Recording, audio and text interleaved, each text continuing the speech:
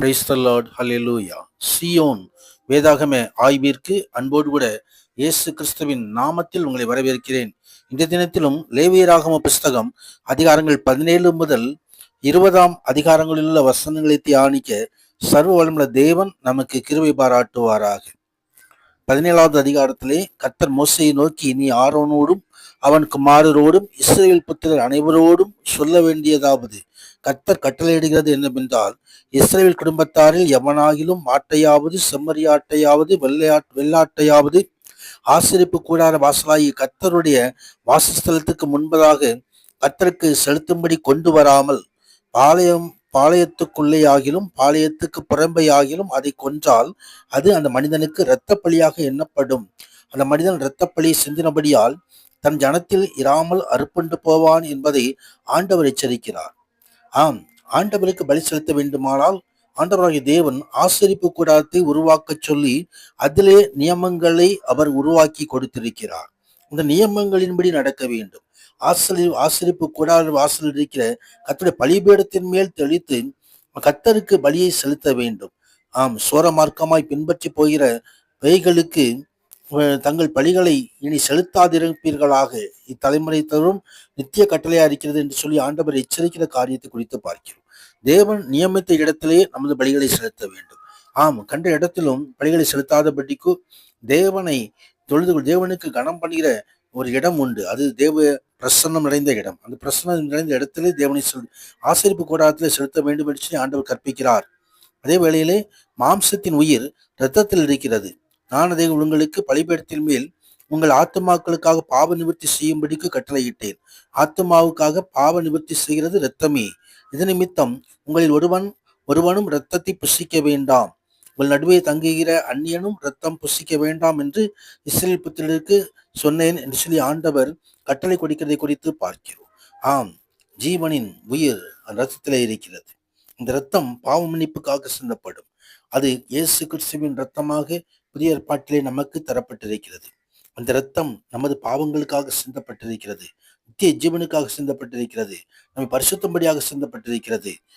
தொடர்ந்து 18வது அதிகாரத்திலே முறையற்ற பாலியல் தொடர்புகள் அந்த ஆண்டவர் அருவருக்கிற காரியத்தை குறித்து நாம் பார்க்கிறோம்.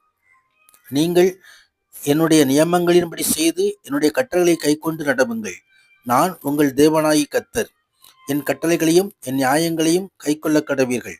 அவைகளின்படி செய்கிறவன் எவனும் அவைகளால் பிழைப்பான் என்று சொல்லி ஆண்டவராகிய தேவன் எதை அருவருக்கிறார், எது தேவனுக்கு பிரியமான காரியம் என்பதை ஆண்டவர் விளக்குகிற காரியத்தை குறித்து பார்க்கிறோம். கர்த்தருக்கு மகிமை உண்டாவதாக. தொடர்ந்து 19வது அதிகாரத்திலே பல்வேறுபட்ட கட்டளைகளை ஆண்டவர் தருகிறதை குறித்து பார்க்கிறோம். அதன் முக்கிய நோக்கம் என்னென்று சொன்னால், நான் பரிசுத்தர், ஆகவே நீங்களும் பரிசுத்தராய் இருங்கள் என்று சொல்லி ஆண்டவர் பரிசுத்தத்தை எதிர்பார்த்து தருகிறார். கர்த்தருக்கு மகிமை உண்டாவதாக. தேவன் பரிசுத்தராய் இருப்பது போல அவருடைய மக்களும் பரிசுத்தராய் இருக்க வேண்டும். அதைத்தான் ஆண்டவர் விரும்புகிறார். அஞ்ஞான தேசத்தாரின் பாவங்கள், தீய பழக்க வழக்கங்கள் இவரை விட்டு விலகி அன்புடனும் நீதியுடனும் தமக்கு ஊழியம் செய்து தங்கள் தெய்வீக சுபாவத்தை வெளிப்படுத்தும்படியாக அழைக்கிறார். கர்த்தருக்கு மகிமை உண்டாவது. அவருடைய சாயலில் நாம் படைக்கப்பட்டிருக்கிறோம். அவருடைய சாயலில் படைக்கப்பட்டபடினாலே அவர் பரிசுத்தராயிருக்கிறார். அதே போல நாமும் அவருடைய குணாதிசயங்களை நாம் பெற்றுக்கொள்ள வேண்டும் என்று ஆண்டவர் விரும்புகிறார். பழிக்கு பழி வாங்காமலும் உன் ஜனப்பின் மேல் பொறாமை கொள்ளாமலும் முன்னில் நீ அன்பு கூறுவது போல பின்னிடத்திலும் அன்பு கூறுவாயாக என்று சொல்லி அன்பு கட்டளையை கொடுக்கிறதையும் இந்த அதிகாரம் 18வது வசனத்திலே பார்க்கிறோம். புதிய பாட்டிலே இந்த அன்பு பிரதானப்படுத்தப்பட்டிருக்கிறது. கர்த்தருடைய மகிமை உண்டாவதாக. ஆம், அன்பையே அடிப்படையாக கொண்டு நமது ஆவிக்குரிய ஜீவியம் கட்டி எழுப்பப்பட வேண்டும். தொடர்ந்து 20வது அதிகாரத்திலே பாவத்துக்குரிய அநேக தண்டனைகளை ஆண்டவர் கட்டளையிடுகிறது காரியத்தை குறித்து பார்க்கிறோம். எத்தனையோ கட்டளைகள் ஆண்டவருக்கு விரோதமாய் செய்யப்படும் பொழுது ஆண்டவருடைய கோபாக்கினையை கொண்டு வந்து விடுகிறது.